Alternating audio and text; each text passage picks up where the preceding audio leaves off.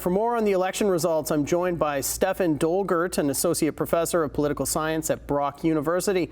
Stefan, are you surprised by Trump's very clear victory?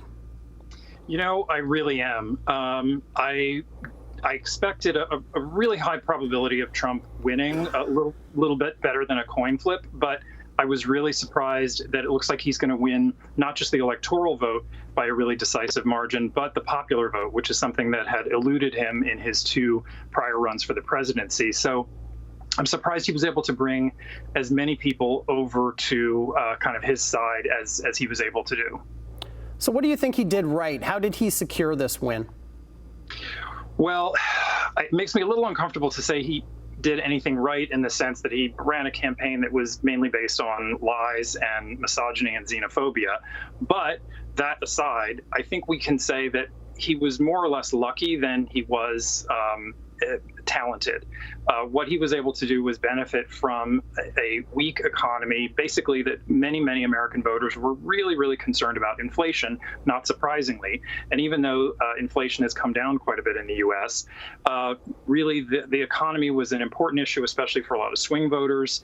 And so Trump was able to benefit really from just people not trusting that Kamala Harris was going to be able to make the economy any better, even though actually the economy has been getting better. And then just benefiting from, Joe Biden's weakness as a candidate, and then the fact of the short campaign for Kamala Harris. So there were things that were really more luck than anything else for Trump, I would say. Let's talk more about that short campaign. How significant do you think it is that Kamala Harris came into this race at such a late hour? I think it is definitely significant. I don't know if a longer campaign would have benefited her, but I think a longer campaign season where the Democrats could have actually tested out other candidates, so a real primary race, would have maybe produced a different candidate, someone who might have been better able to reach the American voters. But actually, in a way, she did. Given the constraints that she was working under, she actually did fairly well. She actually outran a number of other leading Democratic politicians, senators, and House representatives who actually lost their races. So Pennsylvania was such an important state for Harris to win. I'm going to ask you to Monday morning quarterback here. Was it a mistake to not choose Pennsylvania's governor, Josh Shapiro, as a running mate and go with Tim Walz instead?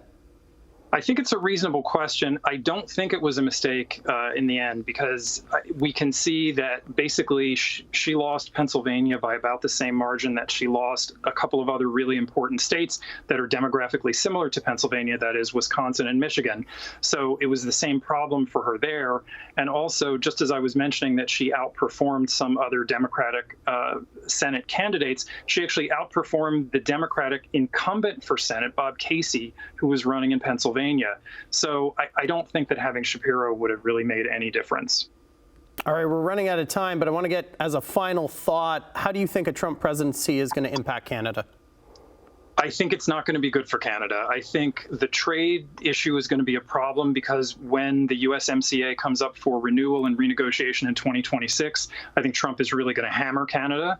And I think it's also just fundamentally very difficult for Canada to know what's going to be going on in terms of global politics. Is Trump going to be pulling the U.S. out of NATO? That will fundamentally shift Canada's security situation in the world. And having a president who is comfortable with authoritarianism and who doesn't like democratic institutions, that's Trump. That's just something that Canada, it's a really unique situation for Canada. It's going to be very difficult. That's political science professor Stefan Dolgert. Stefan, thanks for joining us. Thank you.